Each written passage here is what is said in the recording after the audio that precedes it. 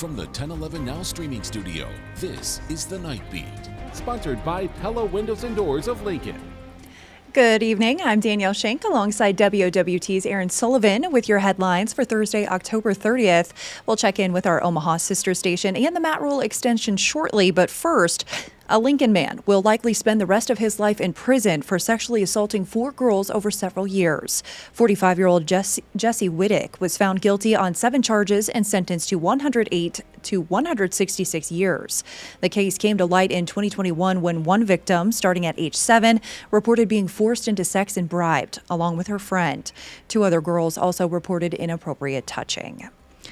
Continuing to track domestic violence across the state, a man accused of breaking into a woman's home in West Omaha on October 16th will appear in court tomorrow. 55-year-old Dean Weiss allegedly fired at officers when confronted outside. They returned fire, leaving him injured. After hospital treatment, he was recently booked on multiple charges linked to domestic violence. And new details in a downtown Omaha shooting. 31-year-old Kyrie Holbert is facing federal charges for being a felon in possession of a firearm and Douglas County charges, including first-degree assault, after a 28-year-old man was injured near 13th and Howard.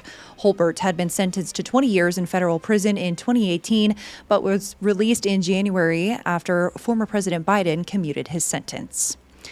Staying in Omaha, First Alert 6 anchor Aaron Sullivan joins us now from WWT with some of their top stories from today. Aaron? Well, Danielle, Omaha police say 5 people are booked in what they're calling a long-term sex trafficking investigation. A search warrant was served this morning at the City of Omaha Finance Department, and one of their accountants, 39-year-old Amy M. Hicks, was taken into custody. The 4 other people charged in this case are Scott Nelson, Thomas Falcon, Douglas Johnson, and Stephen Harper. We're told their charges include sex trafficking of a minor, child pornography, keeping a place of prostitution, and tax evasion.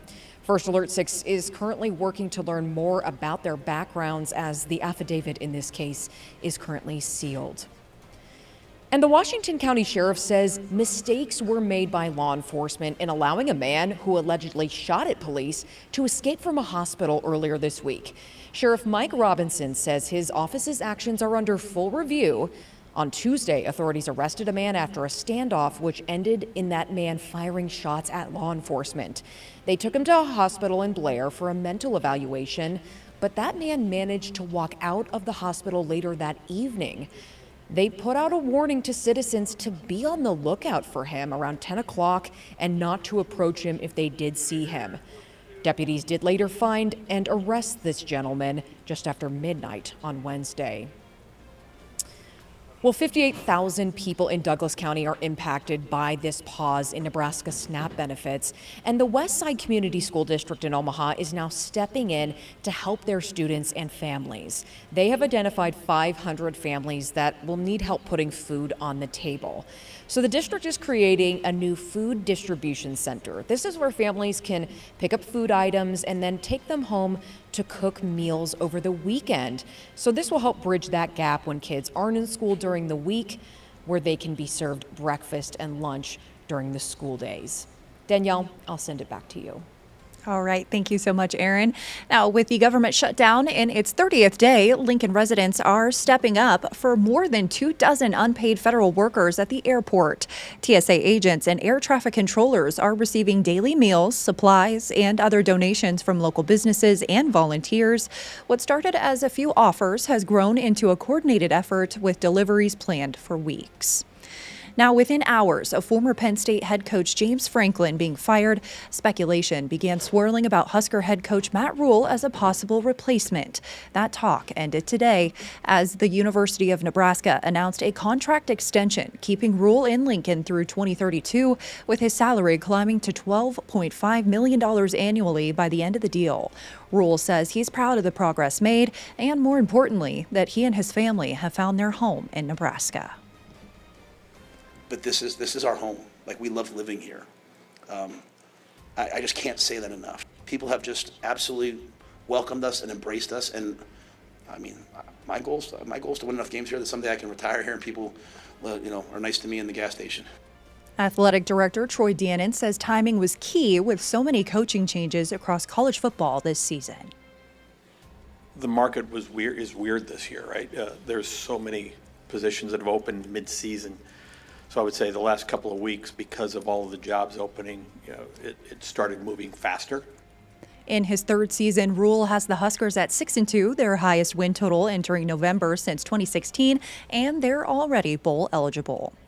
As Nebraska gears up for Saturday's blackout game against USC at 6:30 p.m. with black end zones and a black N at midfield, the message from Memorial Stadium is clear. Matt Rule is here to stay. Full coverage and interviews are available at 1011now.com and 1011now on Roku. I don't even know what to say. So I could just stand here and cry for the last 30 seconds if you guys want to say something. We could do that, or Kevin. Ken, as you say thank you on behalf of the thousands of viewers that you have served nightly, thank you. Lastly, after 44 years of keeping viewers informed and entertained, Ken Shenk is retiring. Thousands of shows, forecasts, and reports later, the Southeast Nebraska staple steps away. In his honor, Lincoln Mayor Leary and Gaylor Baird has proclaimed October 30th, 2025 as Ken Shenk Day. Congrats to Ken on a great career. Rounding out our Roundtable Night Beat is a check of the 7-day forecast.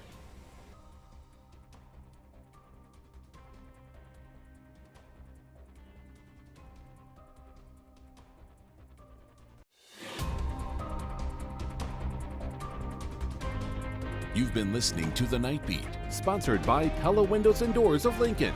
Watch, listen, and stream on the 1011 app on YouTube or wherever you get your podcasts.